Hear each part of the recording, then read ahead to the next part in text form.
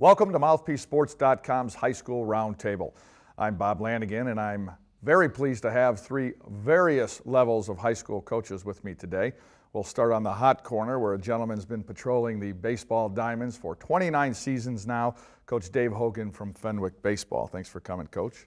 The man in the middle, the center, or nose guard, if you will, Joe DeCanio, now heading up the football program at Fenwick High School, and the fellow power forward on my left, a longtime high school assistant, now representing WGN, Pat Vanderwall. Gentlemen, thank you for taking the time on this lovely spring day.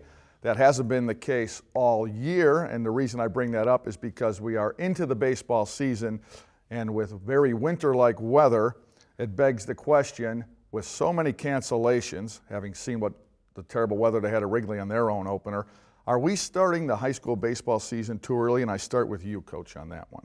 100% yes. Going to the four levels this year, and also the fact that the state tournament starting earlier forced us a whole week earlier. And when you force to the week earlier in the season, it also forces your league play earlier. So you try to get your more practice games in. Well, Mother Nature sure didn't agree. And everybody, no one's ahead, no one's behind, everybody's in the same boat. We've had 10 games scheduled and only been able to play 2. Well, what would he know about it? He's only been coaching 29 years. Yeah, right. Pat, you were an assistant at Fenwick Baseball. I've seen years past where high school kids have to miss their graduation if they're fortunate enough to be in a state championship game. Right. Your thoughts on that? Because obviously kids would like to attend that. I personally would rather play in a state championship game and go through that again, but I think there's some people that might feel differently. Well, especially their parents.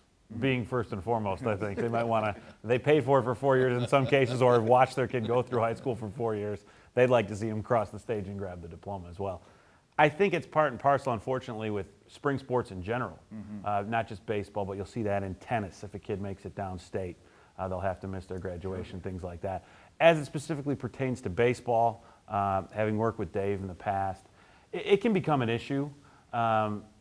I don't know how you rectify that issue. That's the big thing, because you have to get your slate of games in. The non-conference, and I think Dave would probably agree with this, the non-conference season in baseball is important because you want to be hitting your stride when you get into your league schedule. Sure. So the only way to do that, unfortunately, is to start the season. And when you're in a place like Chicago, unfortunately, they may not start till, the weather may not say it starts until May. Well, that was my next question, and you stole it, so I'll move over to Coach DeCanio, who coaches football, and obviously they start in the late summer now, and you guys are probably doing double sessions, I would guess, in that nice 98-degree weather in early August. We'll start the second week of August. One of the things that we're able to do now is 25 days in summer, and we take advantage of that also. So we'll go 25 days from the last day of our regular school year to 10 days before two-a-day start. So we'll take advantage of 25 days in summer, and then we'll go a week off, and then we'll get our guys ready to go, I believe this year, August 13th. And, it's just, it's right around the corner. We just got to get ready to go now. And the players obviously are working year-round to get ready for that. And one of the components we always pay attention to here at MouthpieceSports.com is the recruiting.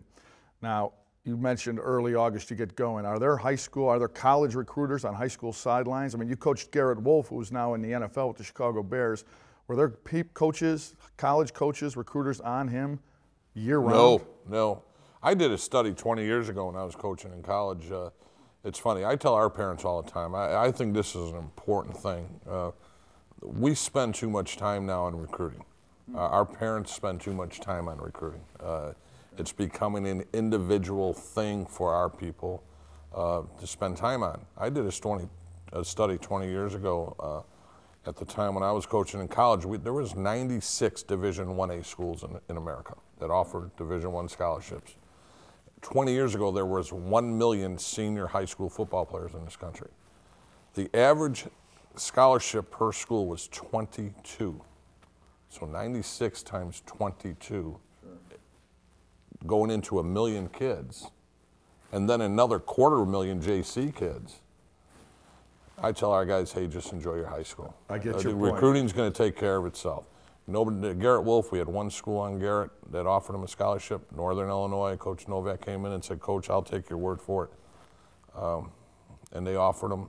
He's with the Bears now. But that is so unusual Enjoy your high school days. Enjoy your high school days. There'll be a place. You'll find a place. You'll fall into a place that you'll be successful at, and you'll never forget it. Just let us worry about that, and don't be bitter about not getting that scholarship. Coach Hogan, I know you've seen a lot of players get recruited. You coach baseball, so obviously kids have a choice between taking college scholarships or going professionally. One of your players, Caleb Fields, now in the Pittsburgh Pirates organization. I guess that decision is a tough one for families to make. How much do they rely on you for your insight?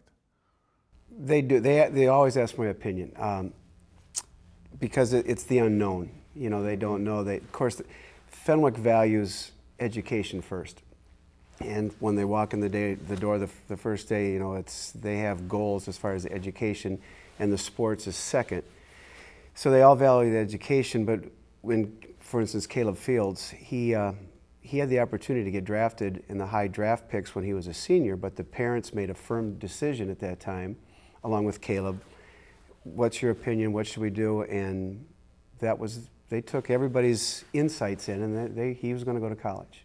And they're happy for his decision. He got a Northwestern degree, which will open many doors. Not bad, right? And he's with Pittsburgh, and everything's fine.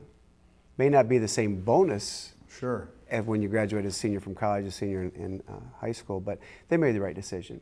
And we have another one that's coming up too, and he's a junior catcher, that the scouts are saying now you might want to get him an agent. Well, no, I'm not going to get him an agent. He's a junior. We're just going to let him be happy, and you know, let the chips fall where they are. And what price do you put on that college education? I know they provide money for that if this young man were to get hurt. If they go into a Division I school, they're equivalent to minor league baseball. They're traveling better. I mean, Northwestern and Michigan and Indiana, they travel better than the instructional leagues. I mean, they're wined and dined, taken care of, and so the Division I programs are pretty well set as far as the next level. So